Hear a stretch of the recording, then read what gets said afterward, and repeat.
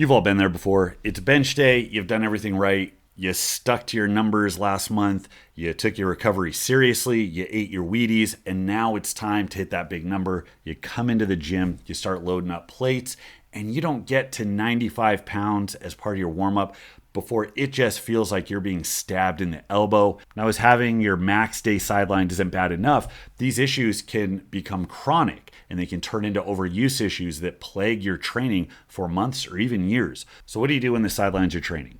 In almost 20 years of competing, I've had this pop up in multiple joints, multiple different times. It's gotten so bad in certain situations, I thought I was never going to be able to lift again without pain. But every time cooler heads prevailed, I came up with a plan, and more importantly, I stuck with it. And eventually there was a path out. And now I can honestly say that I'm generally stronger and healthier than I've ever been. So I want to give you guys my short list for dealing with elbow pain while you bench press. This stuff is also going to be transferable. A lot of it can be done in other joints for other lifts to solve other problems. This is going to be like a generalized blanket approach for solving that pain that has been holding you back. So the thing to understand with joint pain, there's two things we have to focus on. One is going to be blood flow to get in nutrients, to provide a little bit of compression to help get those tendons to thicken out and get stronger. And two is going to be load, because tendons have to experience load to get stronger. Now, generally, we're going to be talking about tendons. Some joints are a lot more complex. If we're talking about, say, your hips or your shoulders, there's a lot more that can go wrong. And if you guys have been around the block, you know that it's very hard to get a straightforward diagnosis. Now, we're talking about elbow stuff primarily, and it's a much more simple joint. Things that go wrong in your elbow are almost always to do with some tendon or connective tissue issue. So that's how we're going to treat this. The knee is similar, even if you get things like ACL or meniscus issues. Those symptoms show themselves in a pretty obvious fashion. Patellar tendonitis sidelines a lot of people, and that's going to be a very analogous issue to what we're dealing with here. But again, shoulders, hips, you could be looking at impingement, bursitis. You could be looking at labrum tears. You can be looking at a whole bunch of things, rotator cuff tears. So be a little bit more careful with this stuff. But getting into your elbow, the tendons, the thing about tendons, you have to think of them as kind of halfway in between like bones and muscles. That's how I think of them. They have to be very strong, very rigid, but they also have to be a little mobile, a little pliable. Now, the thing about tendons, they don't get a lot of blood flow. Muscles get a ton of blood flow. That's why when you get a small muscle tear, the entire arm can turn bright purple. I had a muscle tear in my rear delt years ago that was like that big. It didn't even sideline my training, but it turned my whole tricep purple from all the blood leaking down.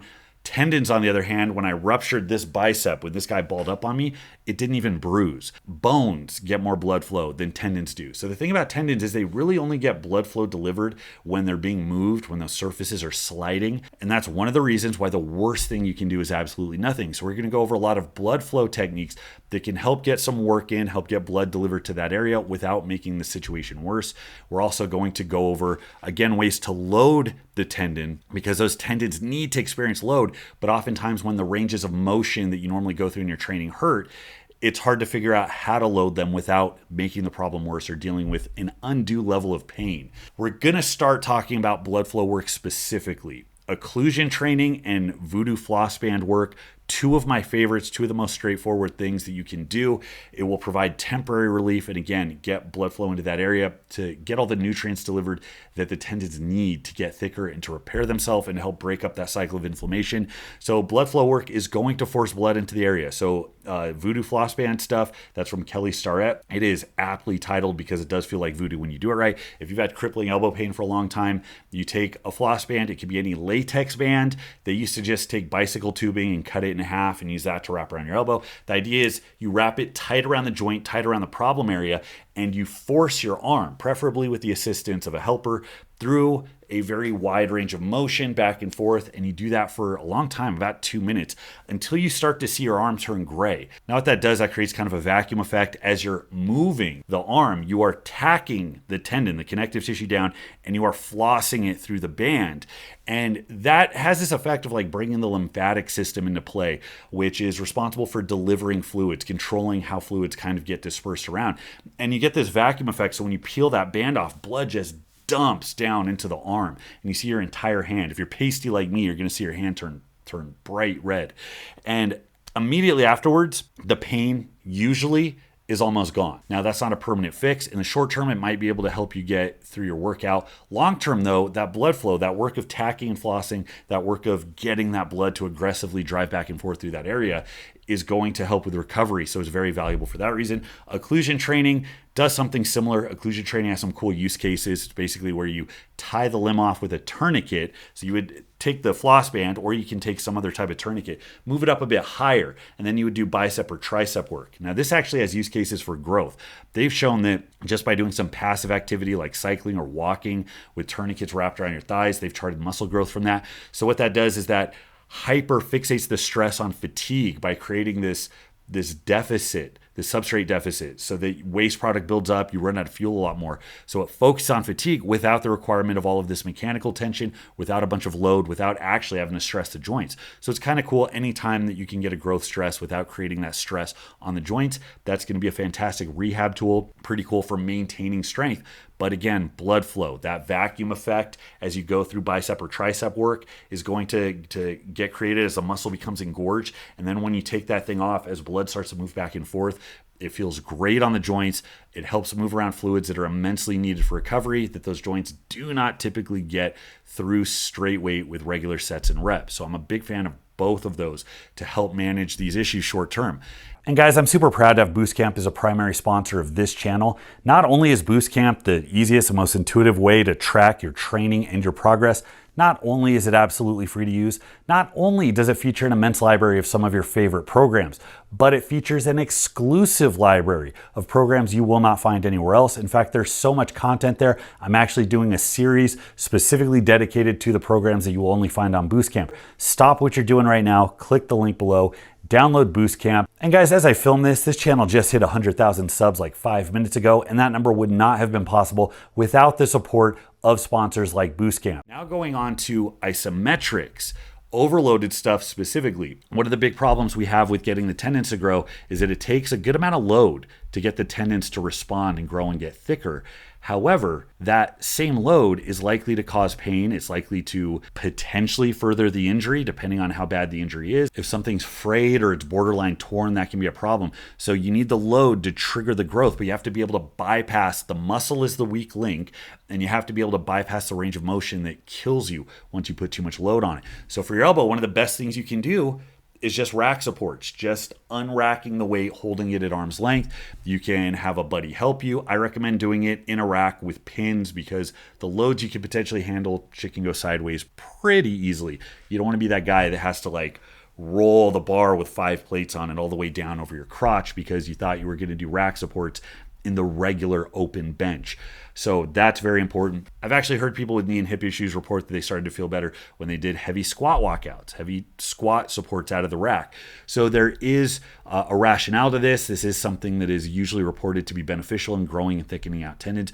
You can also do isometrics without quite as much load that are done in the tender spot or closer to the range where the tendon or the joint feels weak. You got to be a little more careful here.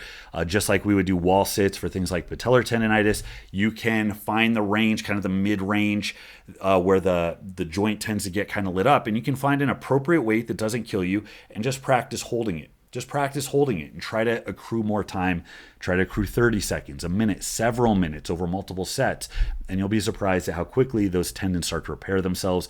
That is hugely beneficial. It's just a matter of finding a range of motion, finding a position that doesn't cause more undue pain. So those are the two big ones for actually getting the tendons to thicken out and to actually solve the issue instead of just covering it. Now we're going to get into some of the things that can help you get through the workout today, because any work that you do that doesn't make the problem worse is going to go a long way to your sanity, yes, to keeping you in the game, to keep you from atrophying, but it's also going to go a long way to, again, getting those structures to strengthen over time. You don't want to do nothing. So the first thing is things like cuffs, elbow cuffs, just elastic cuffs. It's not cheating. Nobody's keeping track. If putting on some elbow sleeves or some type of elastic elbow wrap or a cuff gives you a little bit of support, allows you to get through that work without pain, that's fantastic. That is a tool you should absolutely use. Nobody's looking at you and be like, oh, that guy has 2-inch cuffs on. His pressing doesn't count.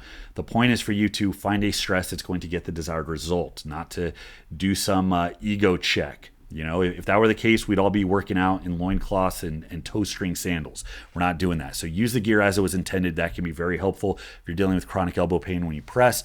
Liniments and NSAIDs. Liniments are great. Deep blue, icy hot, stuff like that. You rub it on. I don't believe that there is a negative effect to using that stuff regularly. The active ingredients usually like capsaicin, and it's kind of an irritant, but it's the same thing that's in like hot peppers. It causes blood to rush to the surface, and it causes temporary pain relief. But it's akin to what happens when you get up and start moving around. Remember, tendons don't get blood flow when they're not being moved. That's why if you sit in a 3-hour-long movie, you get up, you feel like you're 90 years old. It's why you have trouble walking in the morning after a full night's sleep.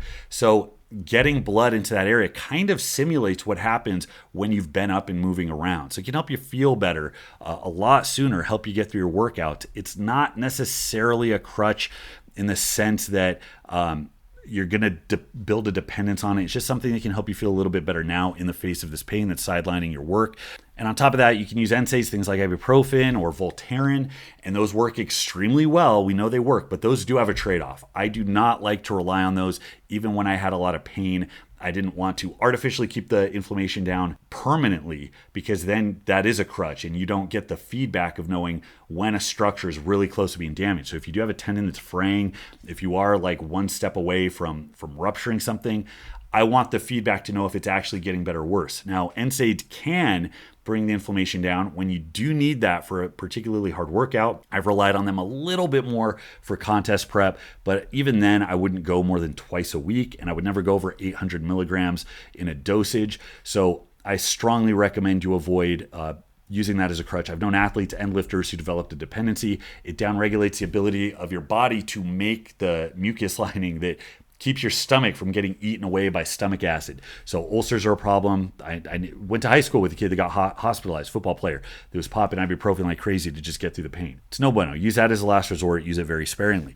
Moving on to things you can do in the gym that are going to allow you to move a little bit better and do a little bit more work uninterrupted. Accommodating resistance. Now, this was something that kind of blew my mind when I found out about it, because of course we use it to work on speed and make the top end stronger. So the idea behind accommodating resistance, you're accommodating the strength curve. As you get stronger, more weight is added, more resistance is added. So there is a strength training use case for that. But in addition to that, it does some other cool things. For isolation work, it is great at driving blood into the muscle. It's like pumping air into a bicycle tire. You do something like high rep tricep press downs, it's a 50 or 100, something about being released with no weight at the top while the muscles stretch, while getting full flexion under a lot of weight and doing that for a lot of reps, more so than just with straight weight, where as soon as it's too heavy, it's too heavy. You can push through bands a lot farther, and it will get a level of fatigue and an amount of blood flow in that area that you've never experienced before. Chains are good too. You can do things like chain skull crushers, get a similar effect, but it's also a great way of working around the pain, because you can do elbow work while deloading the elbow where it hurts the most and loading it at the top where it doesn't really hurt, and you can get a lot more out of the movement that way. So it's great as a warm-up to try to get blood into the area. It's great as a developer in the face of elbow pain when you can't do things like skull crushers or jam presses. In addition to that, for compound movements, accommodating resistance bypasses the Golgi tendon. I learned this from my buddy Nick Romero, House of Power in Westminster. I was having issues in my knees and hips, and I had to get ready for a squat event, like the one time over 50 shows it popped up in a strongman contest. And he told me that if you do something like a box squat with bands, it bypasses a Golgi tendon. So you're more deloaded where it hurts, so you can, move off the box.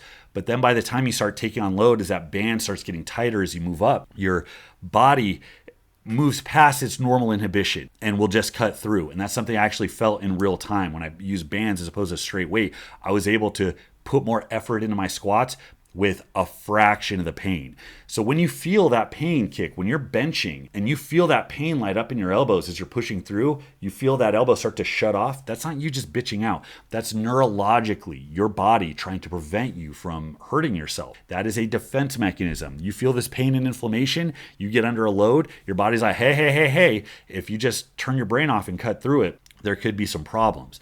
But when it comes to, again, finding ways to strengthen the tendon, carefully give a certain amount of load to the joint and the structure without causing more pain, Really great use case for it that way. So that was a neat thing that I figured out. Pain in the ass to rig bands up for a bench, but if you have them available, if you have the patience to rig them up, that can be a good way to kind of work around that pain. Another use case for the bands, this technically isn't accommodating resistance, but I actually like doing, I don't know, Joel Siebman would call it chaos training. I like hanging plates from the bar, so there's that little bit of give, and I noticed an immense amount of relief. I could still get some hard work in that would just blow out the actual muscle. But when I would go to push, because you're not pushing against straight weight, that little bit of give, that allows a lot of relief on the tendon. You don't realize how much a change of direction puts stress on the actual tendon as when you go from pushing against straight weight to pushing against something with give.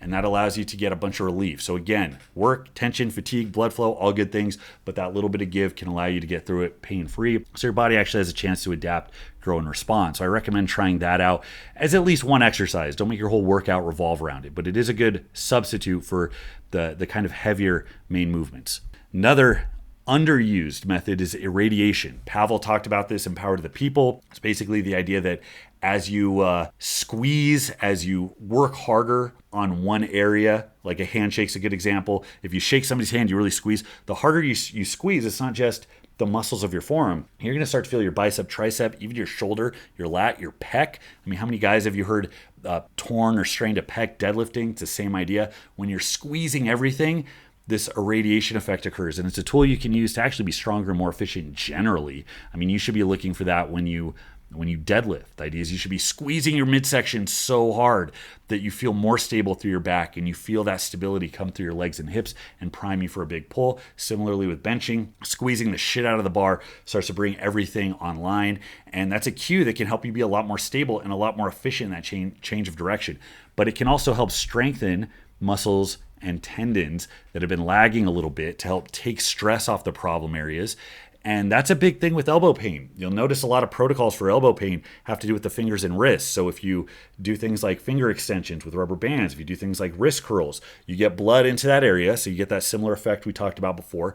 But strengthening those muscles can actually help the tendons get stronger and help alleviate some of that stress. So that's good as well. So if you're dealing with elbow pain, I recommend finding a way to squeeze the shit out of the bar. You can wrap towels around the bench and squeeze. You'll be surprised how well that works. You can do the same thing with dumbbells. Fat grips are good. Pressing with an axle is good. Or you could just try to dig your fingers into the bar like you're trying to leave your fingerprints in the steel. That's another good way to do it. Benefit of more efficiency on the press, but also temporary pain relief. And then lastly, an antagonist warm-up. This is my go-to. This should be number one because when something's hurting, this is what I do first and foremost. I go straight to this because it works so well. It does so many different things. A good example would be, let's say my pec hurts. I can go in and start warming up with the bench and hope that every set it gets a little bit better. Or I can start with some rear delt work, some external rotation, things like face pulls. I could do some lat pull downs. I could even do something like shrugs or some delt work. And what's going to happen is those muscles are going to fill up with a little bit of blood. I'm going to get a ton of support as I come down, which is going to provide immediate relief to that area. And again, it goes back to blood flow into the area, helping with recovery, providing compression and support, and it strengthens an area that might have been lagging, contributing to the problem in the first place. So with elbow pain and benching, one of the easiest things to do a little bit of bicep work. You can use cables and bands. You can use free weights, but I would bias towards not blowing yourself out, not going super heavy, move a little bit slower. Really just try to get a little pump, try to get a little blood into the bicep. And I'm telling you, it's going to feel like you're benching on a cloud. You're going to come down, you're going to get all the support. And if you've never really focused on the role of the biceps in your press, that can be a game changer. When you take out a strict press, if you actually squeeze that bicep, and as you come down, if you feel that bicep load in as you're coming down, you're going to feel so much compression. It actually helps you leap out of the bottom position. It's great for benching, building that stiffness as you come down, really getting that tension and support, makes you more efficient, provides more compression, can help you lift more. It can also help you alleviate a little bit of pain short term and get through some really sticky stuff. So that is I called it a short list. That is my too long of a list of ways to work around elbow pain when you're benching. And you can actually take a lot of those, apply it to some other body parts if you are dealing with symptoms that are sidelining the rest of your training. And the cool thing is most of this stuff, even if it doesn't address the actual problem, you tend to get relief just by virtue of doing something, even if it's for a different reason. But it also reinforces control, bringing up weak areas, distributing load in an even manner, getting blood flow, strengthening tendons, which are good things anyways. So when you incorporate these, you end up leveling up regardless, even if it isn't quite the specific issue you had. So that's why I like going with kind of an umbrella approach. You want to check as many boxes as possible. So thank you so much for watching, guys. Go ahead and leave your experience with this stuff in the comments. Have you used any of these before? What have you done to get over crippling tendon pain and overuse issues? Or you can take it to Patreon. That is where I upload my training weekly. That's where I engage with my viewers the most. I do weekly threads where people post for form checks. They ask questions. I give life advice. Anything you want to talk about, that is the easiest way to get in contact with me. So check that out. Thank you so much for watching, guys. Until next time, this is Bromley. I'll see you.